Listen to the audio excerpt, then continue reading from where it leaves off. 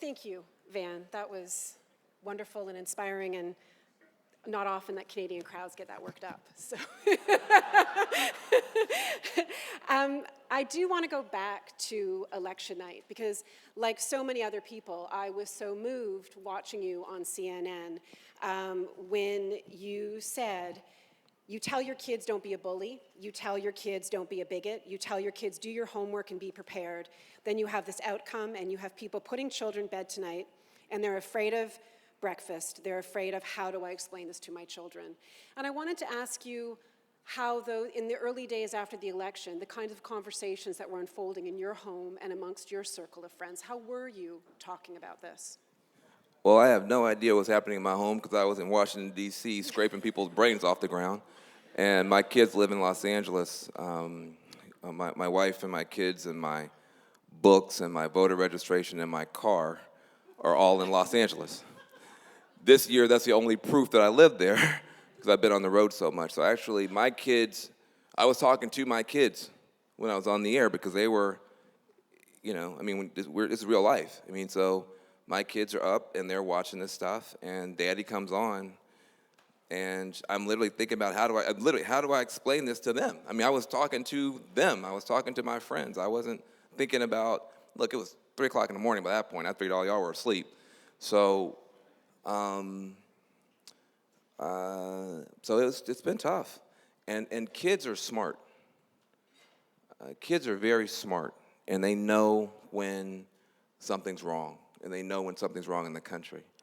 And but unfortunately, many of you, in your public life, I wasn't there. I didn't think I needed to be there because I figured we were going to have a better outcome. At the end, I did fall for the polling because I went to Pennsylvania, as you may have seen, the messy truth.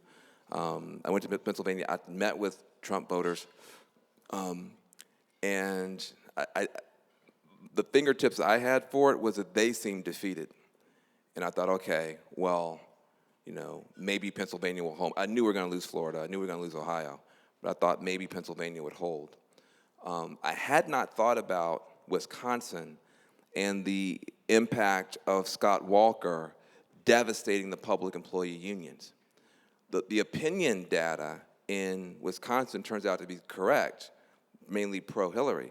But the turnout ability, when you eviscerate the public employee unions, you got a car with no wheels on it. And so a 60% reduction in union membership in Wisconsin destroyed our ability to do the turnout in Wisconsin. I didn't see that coming, and I thought we would hold Pennsylvania.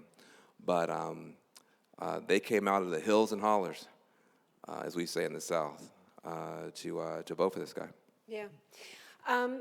You said in your speech that the best of your country didn't show up on election night. And how, there is this energy now, but how do you fight against that inertia or that hopelessness or that lack of trust and lack of faith in politicians, in the media, in institutions? How do you bring people out? Well, first of all, the difference between liberals and conservatives. When liberals get beat, I'll put it the other way. When conservatives get beat, they get mad. When liberals get beat, we get sad.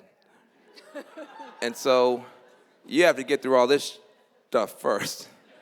See, I caught myself. Folks are sad, folks are morose, folks are depressed, folks are despondent. And then you have to remind people, when Barack Obama came into office, he had the House and Senate too. And he did all he could, but it turns out that there are other centers of power in the country. Wall Street is a center of power, for better or for worse. Silicon Valley, Hollywood, churches, labor unions. There are other centers of power. Just grabbing, the White House and Twitter doesn't make you all powerful. And I will say this as well. Trump's governing coalition is very unstable. It's not a normal Republican government. It's a conservative populist alliance. So you have conservatives like Paul Ryan, and you have populists like Donald Trump, and they don't quite see eye to eye on many things. Paul Ryan wants to privatize Social Security. Trump is a populist. He's like, it's a popular program. Why would I mess with it? Trump wants to tear up TPP and NAFTA and all the trade deals. Paul Ryan is a conservative who probably sleeps with a copy of the TPP.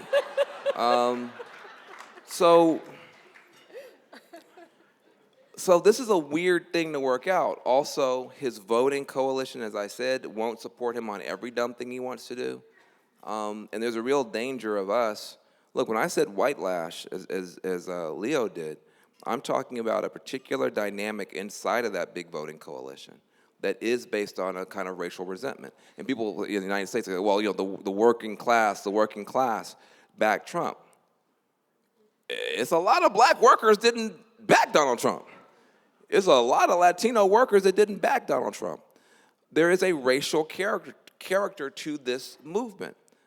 For instance, and I'll go to the next question, but for instance, if you take any part of the black community, Trump loses every state. Men, every state. Women, every state. College educated, every state. Uneducated, every state. Low income, every state. There is no way you can carve up the black community and Trump wins a single state. Same with the Latino community. There's not a single state he can win with any part of the Latino community. Male, highly educated, Trump loses. Same with Asians. Same with Native Americans. He only wins with white people. Now, the sad part is, if the only people that could vote were white men, in any slice of that, he only loses 3 states. So when people are like, well, Van Jones is playing the race card, that Van Jones. They do say that. Yeah. I'm like, no, I'm looking at the data, which I thought you people like to talk about. Everything else I say is anecdotes, and you say I'm not scientific, so I'm looking at the data. And if you look at the data, it's shocking. The racial characteristic of the Trump phenomenon is much bigger than education or anything else. And so we have to deal with that. If you only see it as a racial backlash, then you're not being fair to the whole Trump phenomenon, because there's class in there, there's anti-elitism in there, there's understandable economic nationalism in there. There's a lot of stuff in there. So if you only say it's only a white lash, then that's not fair to the Trump voters. But if you ignore that toxic crap that's marbled through, that's not fair to the rest of America or to common sense. And so trying to pull these things apart and understand them and talk about them well is very, very difficult, but we have to keep trying. Well, and it's interesting because today, I'm sure some people here saw Donald Trump went and met with a bunch of editors and writers at the New York Times, and some of the journalists were tweeting the meeting, and it was quite bizarre, and he seemed to either step back or soften. I mean, it's unclear because he's always so slippery. So he said he wasn't going to, appoint a special prosecutor to go after Hillary Clinton. He said that he's going to now rethink his plans to withdraw from the Paris Climate Accord. So, but it seems that slipperiness, which was so effective in getting him into power, in that he could be the vehicle for all kinds of different rage and disenfranchisement, are you saying that maybe that same slipperiness is going to kind of make him fall apart in a way because that coalition might not hold? I'm saying he's an erratic idiot, and that, More simply put. So I don't know what the hell he's going to do. I do not know what the hell he's going to do, nor does he. That's my point. So they're just two Donald Trumps. There's teleprompter Trump, that if a good intern wrote the speech, it's a good speech. If a bad intern wrote the speech, it's a bad speech, but at least it's, you can see what it is because it's on paper. There's teleprompter Trump. And then there's terrible Trump, which is anytime he's not on the teleprompter, when he might tweet anything or say anything or fire anybody or whatever. So the problem that you have with liberals is that liberals tend to be fairly reasonable people. So if you talk to a liberal and you say something like, I support the climate accords, then a liberal might think that what you're saying has some basis to what you actually might do. Well, I don't mean liberal like your party, I mean progressives in general.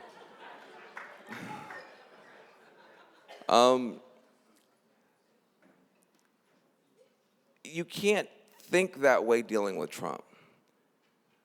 Trump will say whatever comes to mind.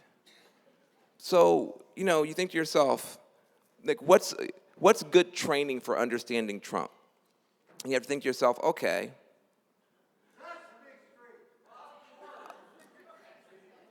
I would say a precocious 8-year-old, right, is a very good way to get your mind ready. Because what a precocious 8-year-old said at 1 o'clock has no relationship to what he's going to do at 1:06. That's what you're dealing with. And what I'm seeing is, I can't say liberals up here because you guys think I'm talking about a political party. I mean progressives, that's what you say up here. Progressives are just getting whiplash and hypnotized by the same trick that Trump is playing. He's going to do this the whole time. I'm going to make Bannon, who is a white nationalist, who is as best we can tell, at least neo-Nazis feel comfortable with him. I don't know if he's a neo-Nazi, but they sure like him a lot. He says, I'm going to make him my chief of staff. And everybody just, this is impossible. This is terrible. He can't do this. This is horrible. He should never do this. What is he thinking? So then Trump goes, well, never mind. I won't make him chief of staff. I'll just make him my right-hand person. And we all go, shh, he's moderating.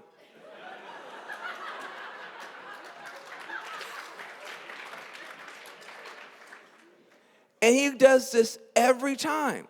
When the Supreme Court comes up, I guarantee you, he's going to say, I am putting on the Supreme Court Count Dracula. He's going to live forever and do terrible stuff. And then oh no! He shouldn't put an inhuman, undead creature. This is wrong. And then he'll say, well, never mind, David Duke. And we'll go, oh, God, thank God. He's moderating. Give him a chance.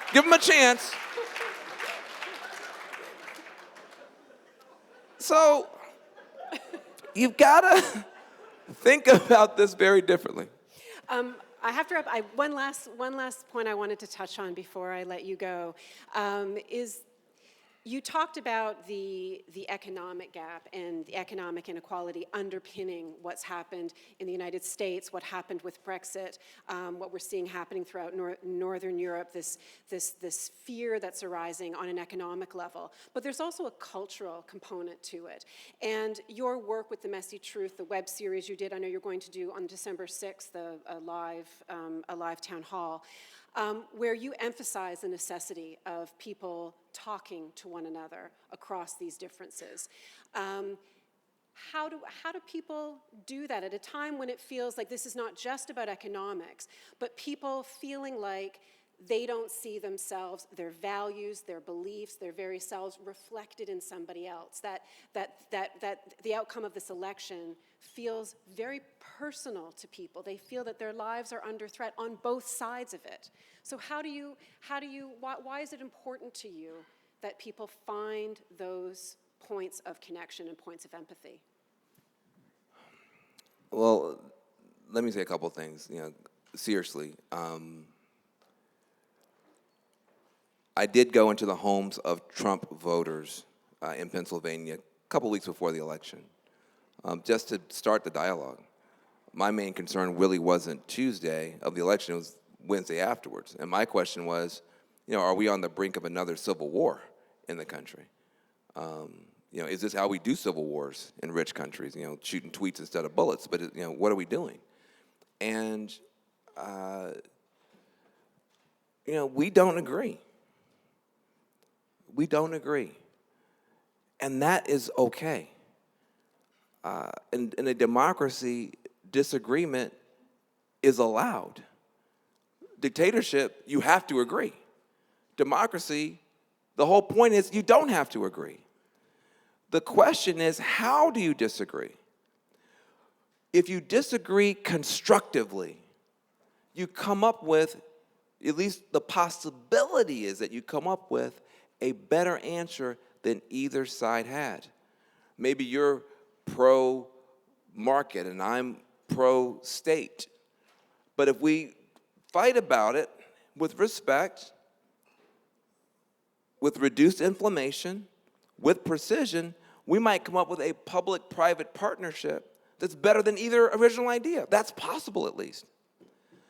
That's constructive disagreement. If you have destructive disagreement, the inflammation is bigger than the actual disagreement. You can't even find the common ground when it's there. And that's what happened in the United States with Obama. We didn't have an opposition party with constructive disagreement. We had an obstruction party with destructive disagreement. Our Republican Party voted against tax cuts for small businesses just because Obama was for them. Our Republican Party was against Romney's health plan, Romneycare, the minute it became Obamacare, just because Obama was for it.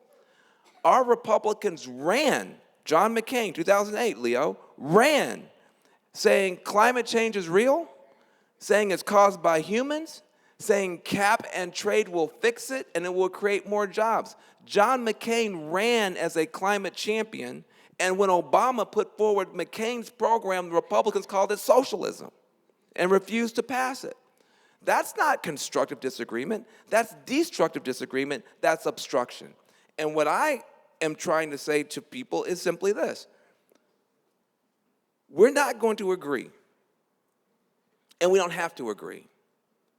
But we are now in danger of going from partisanship to hyperpartisanship to tribalism. That election felt like tribal politics to me. It felt like just shirts and skins. My team against your team. I don't care how sorry your candidate is. I don't care how great my candidate is, or vice versa. I'm against you, personally. Dialogue is the only way to deal with that. We've got to get people sitting across the table from each other talking. It's so funny. I talk to my right-wing friends, and I have many right-wing friends. And they talk about the Muslims, the Muslims, the Muslims, the Muslims. And then I say, do you know your accountant is a Muslim? Do you remember the professor we had in college? Do you know she was a Muslim? Do you know, the cab we're in right now is being driven by a Muslim? Oh, well, I don't mean... There's a little bit of a wake-up when you realize you're talking about people who live next door. If a Muslim family moves next door to you, you should be very happy because the chances of your kid getting in a lot of trouble just went way down. Okay? Just went way down. Muslims have the highest educational attainment, highest entrepreneurship, lowest crime rate of anybody in the Western Hemisphere. Like, they're like the best thing in America, okay? So why are we attacking them? Just, can we have an honest conversation? So I'm trying to do two things. I have a secret plan, which I'm telling everyone. I want to build a massive, or help build a massive love army to just push back, but also build a bridge of respect to Trump supporters. We call it the messy truth. The truth is messy. It's not Democrats are perfect and Republicans suck, or Republicans suck and Democrats, I can't even say it. Republicans are awesome and Democrats suck. It's that Republicans are awesome except when they suck, and Democrats are awesome except when we suck. It's not I'm right, you're wrong. It's that you're a freaking hypocrite, and so am I. And how can we solve a problem? We have to have a different conversation, not based on agreement, but based on a little bit more empathy, a little bit more respect, and a little bit more willingness to be surprised that maybe somewhere out there, there's some good answers we can get behind. Thank you so much.